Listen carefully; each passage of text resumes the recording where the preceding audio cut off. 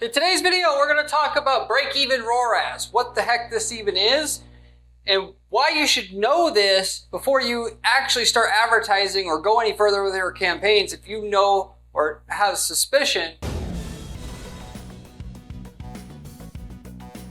that it's not sustainable for you to continue running ads like this for your business. A lot of businesses that I review accounts, they don't even know their ads are not even profitable and they're working for free. You don't actually also have to fall into that general category if you understand break-even ROAS, how to calculate it, and then the bigger opportunity or the bigger thing that you're missing out on when you don't understand this is you can't scale an ad campaign to where you're making millions of dollars a year profitably from your ads. It all starts from understanding your break-even ROAS number at the very beginning. So I'll go over how to, what this is, how to calculate it, and then furthermore, how to exploit it so you can make literally millions of dollars running ads for your business on Google, on Facebook, and so forth. Any place that you're planning on running ads for your business, which it should be several, if you know what you're doing as an advertiser.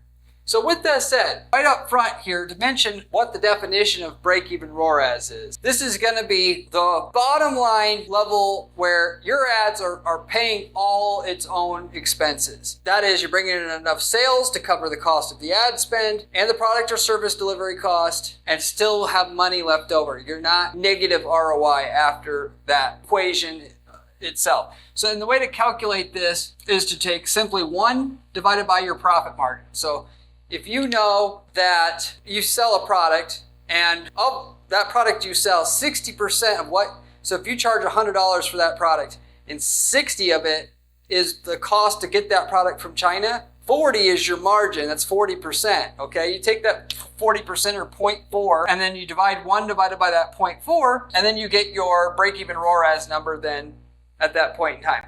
That break-even ROAS number, which if you're at a 20% margin, will be 500% ROAS. Once you run that calculation, that 500% ROAS number now can be used to build your scalable multi-million-dollar a year ad strategy, given that you understand any single ad that you run inside your Google, Facebook account, and so forth will be profitable for you to run as long as you're at a 500% ROAS or above, which the ad accounts with the tracking that you can set up inside your ad accounts on Facebook, on Bing, on Microsoft, can be programmed to show you exactly what that ROAS is, and then it's all just a matter of, did this ad get the minimum ROAS to be profitable and sustainable with my investment here, or did it not? The parts of what you're investing in that do not, you get rid of. The parts that do more of, and the more you spend there, and then with that, the more data you rack up in your account, the better you get at getting that break-even ROAS number that you know you need to be profitable at. And the more you overall make, because you can start scaling at that break-even ROAS number once you've already initially hit it. I've talked about many times on this channel before, if all you're trying to do is just make a small amount of ad spend work for your business and not understand your numbers, you're wasting, there's more profitable things that you could do in your business. It is so much work just to get profitability on a small amount of ad spend that there's literally, it's not worth your time and effort if you're not going to get to the point where you're going to use that, create that funnel, verify it's profitable, and then start scaling. All the money is in the scaling part. So what you do at the beginning, trying to make the end goal of making a lot of money from ads, is to commit to a budget that you can afford to lose at the beginning, whether that be $10 a day, $100 a day, or whatever. And then at that point, and you've calculated your break-even ROAS number that you need to be profitable, so that the ads pay for themselves. It's all about getting that $10 a day, $100 a day to hit the break-even ROAS number. And then once you have, you start cranking up the ad spend. You crank up the ad spend at like 10% a month. What I always do is I'm going to crank up the ad spend at 10% once I hit my break-even ROAS number and starting spend. And then I'm going to come back 30 days later and see if my break-even ROAS has stayed at that break-even ROAS number, minimum break-even ROAS number that I need. If it has, I'll raise my ad spend another 10% for the next month. I'll come back in another month after that, see if my break-even ROAS is there for my account. If so, we'll raise the total spend on that account another 10%, and then just keep doing that again and again and again. And if my break-even ROAS is not where it needs to be, then I keep the ad budget the same for the next month and just keep and work on being more efficient. And that's how you walk up an account from a small spend to millions of dollars a year that you're making in your business as a result of running those ads for your business. People make the mistake all the time, and they see their leading competitor being able to afford to run an ad constantly in their market, and they don't realize 90% of people started with that small spend. They understood what I just told you, and they know their numbers. They worked hard to get their break-even ROAS number, and then they started spending more and more. And whereas, yes, they're spending $50,000 a month today, you didn't see when they started out spending $1,000 a month and working to get that $1,000 a month to hit that break-even ROAS number so they could actually start scaling their ads. And that it took work ongoing and scaling up the total sales and spending their account 10% at a time like that to get to the big result 5 years down the road. They just want to skip all that and get right to the 5-year mark where they run that one ad that blows up their business. And very rarely does that happen. Not unless you sell something that has super high demand, very low competition. Because then you're just, things are easy. A highly competitive market or just a fairly competitive market, you have to fight out your piece of the market. And you do that by spending money, looking at what you've spent in terms of the tracking data that you picked up. Figure out what worked, what didn't work, weed out the stuff that didn't work, do more of what did work the next go around. And you do that again and again and again and again and again. And it's a long slog to get to that point where the leading competitor is and what they're spending. That's the general way that people are doing it, okay? One thing, though, I want to mention about break-even ROAS is this number, though, does not factor in the other sources of revenue you get by running that ad on Facebook, on Google, and the like. What I mean by that is, first of all, I didn't even put it on my list here of things to cover, but if you've advertised on Google particularly, but also Facebook before, the tracking systems that these platforms have doesn't count for every purchase. Routinely on Google Ads, if it says I've got $60 in sales, I know for a fact I at least got 90, because there's a lot of browsers that don't accept cookies.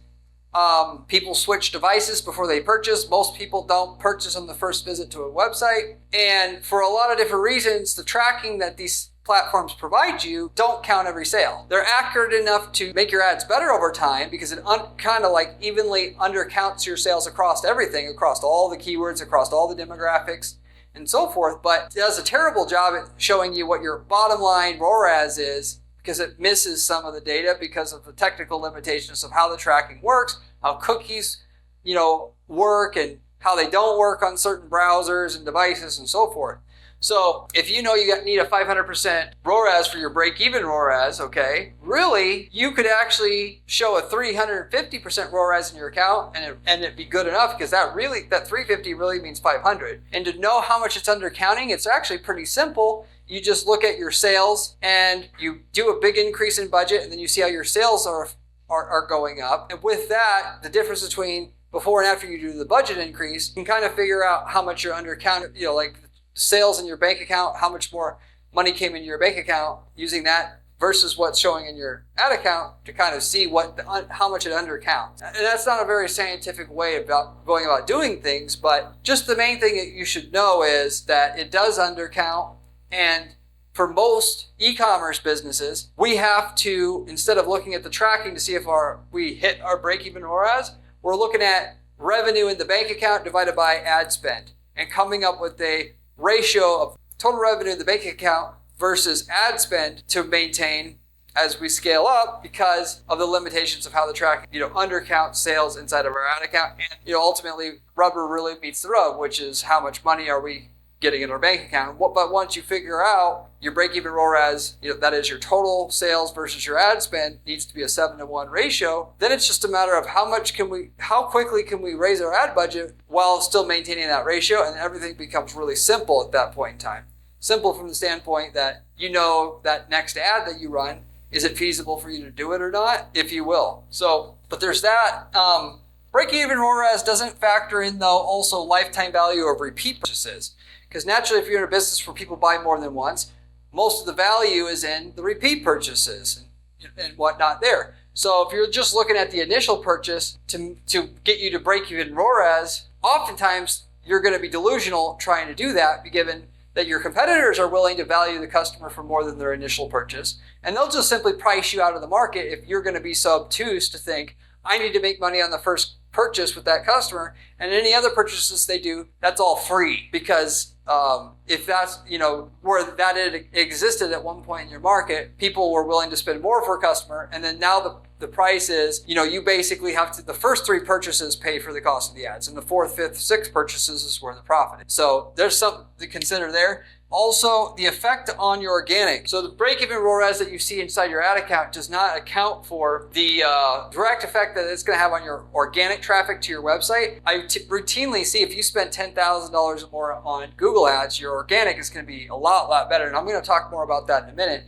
But if you want to break-even ROAS is a 500% that you need, and you wanted to save 500%, it may not be possible, but if you factor in the organic increase in sales you get from that, which all come with no marketing cost, then you can you can still make a 400% ROAS work in your account because of that. Which is why, by the way, like I mentioned before, we're going to mainly look at revenue in the account divided by ad spend as our tool or way to know if we're on track to scaling this account profit, because it factors these 2 other things in.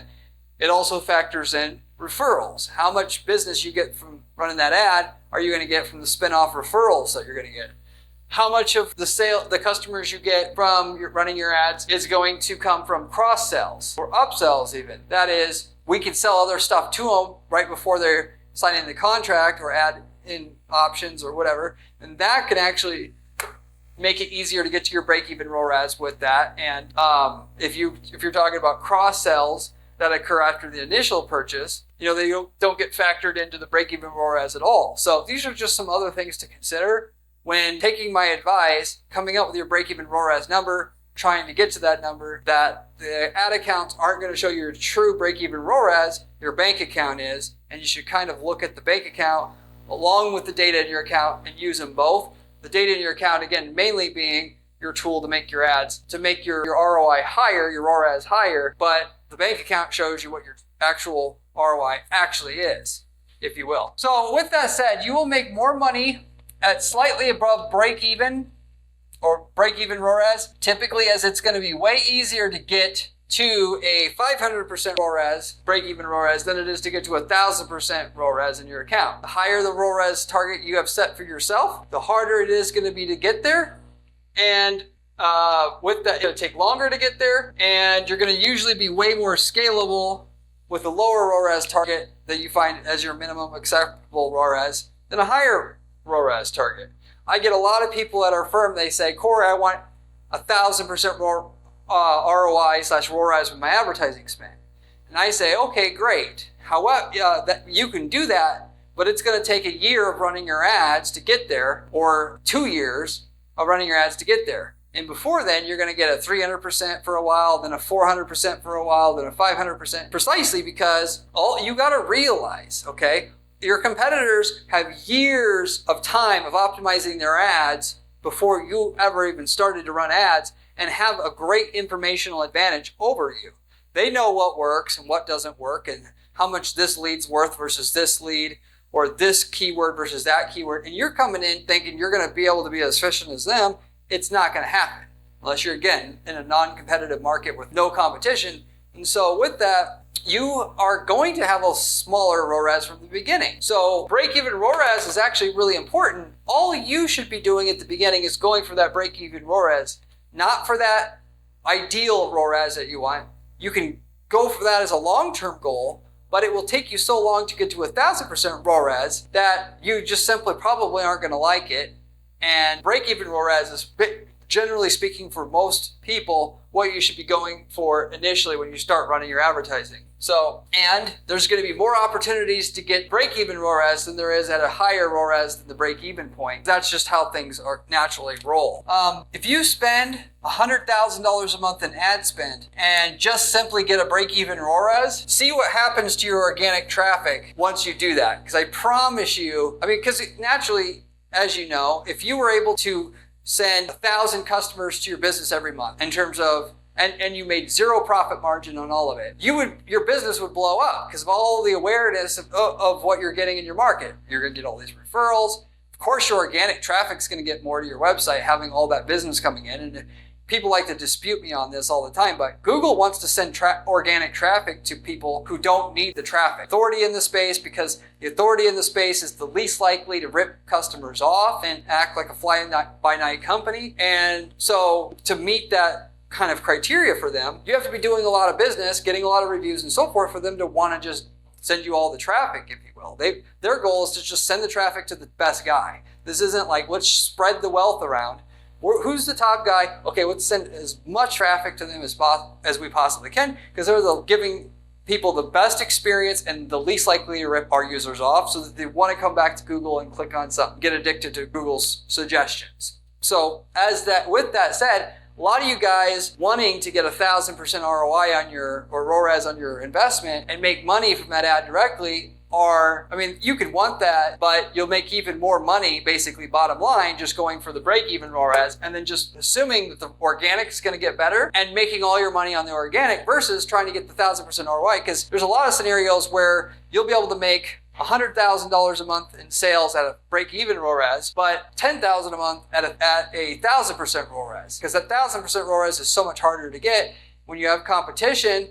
And they understand what I'm telling you here about how you could get slightly over break-even ROAS and make a lot of money just from the organic lift you're going to get, that they're basically pricing you out of the market for the click. Given that the clicks get more expensive, the more competition, your competition's willing to pay for those clicks. And if they understand what the real value of those clicks are in terms of customer value, lifetime value from a customer and so forth, they're not going to let you get 1,000% ROAS. They're going to outbid you for those customers. So you can argue with me all day long about how organic and SEO has nothing to do with paid ads. I can show you plenty of examples from past clients that we had where we started spending tens of thousands a month and the organic did better with no SEO company. Nothing done for the SEO altogether. And at the very least, SEO is going to get a hell of a lot easier when you're spending $100,000 a month on ad, whether it's profitable, whether it's break-even profitable, you're hitting break-even ROAS, or it's beyond that in terms of your ROAS, higher ROAS. Because of the authority, you're going to have so much more domain authority as a company. It's just anything else you do to try to rank is going to be like way more impactful, because anymore trying to juice your numbers to a site that gets no traffic and no business, Google's too smart for that.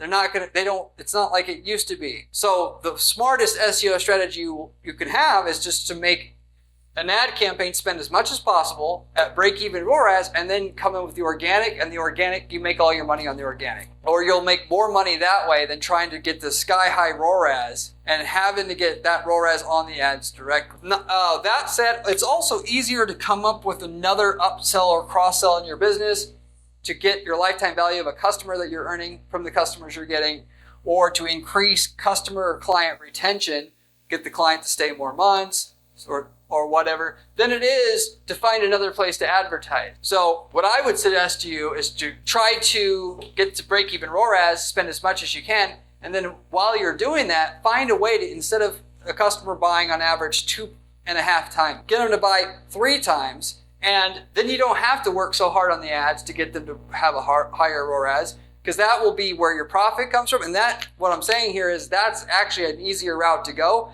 than trying to find higher and higher ROAS from your ads all the time.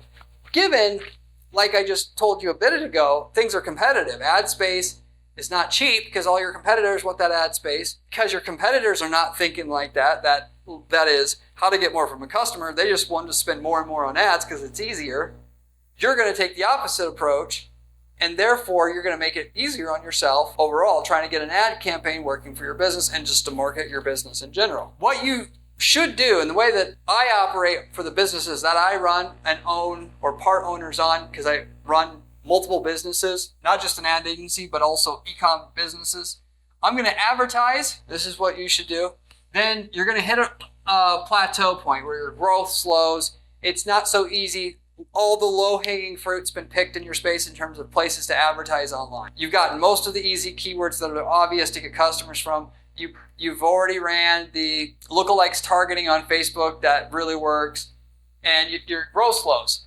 So, and then it'll be more advantageous for you to work on increasing customer lifetime value. That is, figure out how to sell more on average to a customer, or get them to stay around longer, get them to refer other customers through selling them gift cards, which is one of the things that nobody really considers. We love doing here at our company. Then get that lifetime value of a customer up, then go back to finding new places to advertise online, because then that opens up so much more other possibilities that weren't open to you, because the cost of the ad space is the cost of the ad space, and you can only get so much out of the ad space. And then once you hit a roadblock again or plateau in terms of the growth of your ad spend, where you can't grow the ad spend anymore, or not much, or it takes a lot of effort to grow the ad spend while maintaining the break-even ROAS, then you go back to working on getting more from a customer in terms of their lifetime value to your organization. And then you keep doing that over and over again.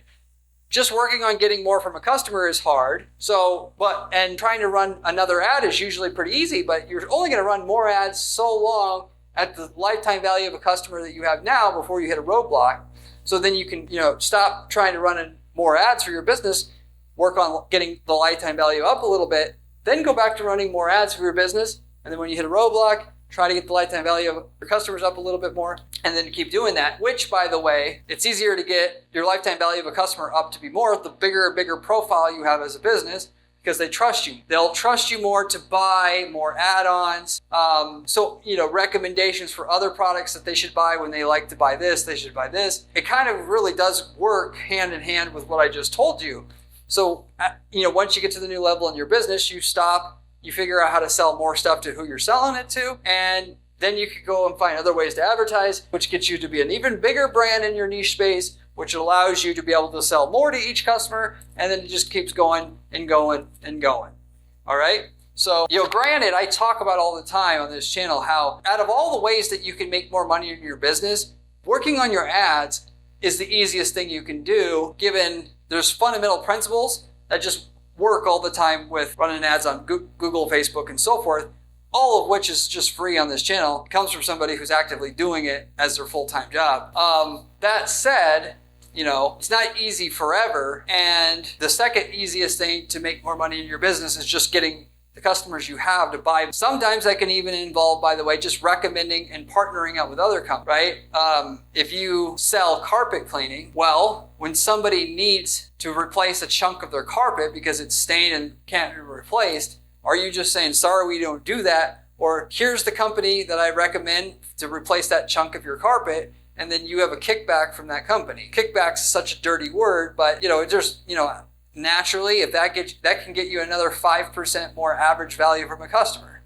Now you can advertise a little bit more aggressively than you did before, which is going to, obviously help you out and help you scale your company. So that's the second easiest way, generally speaking, to increase the profitability of your company, just figuring out how to get customers to buy more. Advertising more, get more from a customer, they're both easier to increase the profitability of your business than finding out ways to make your operations more efficient. That seems like the way to go, but all you do, which normally means let's pay our employees less, which means you're going to get employees, you're going to have higher turnover, or you're going to have your product quality, parts or the ingredients or whatever are going to be lower quality, and then you're just going to get more views. Therefore, the answer is for long-term sustainability, make the advertising better and figure out how to get customers to buy more, and what they're buying more still being quality. That's the more of a long-term realistic plan to scale your business than it is, making the operational side more efficient. I know there's plenty you can do on the operations side of your business to be more efficient, and you certainly should think about that. It's just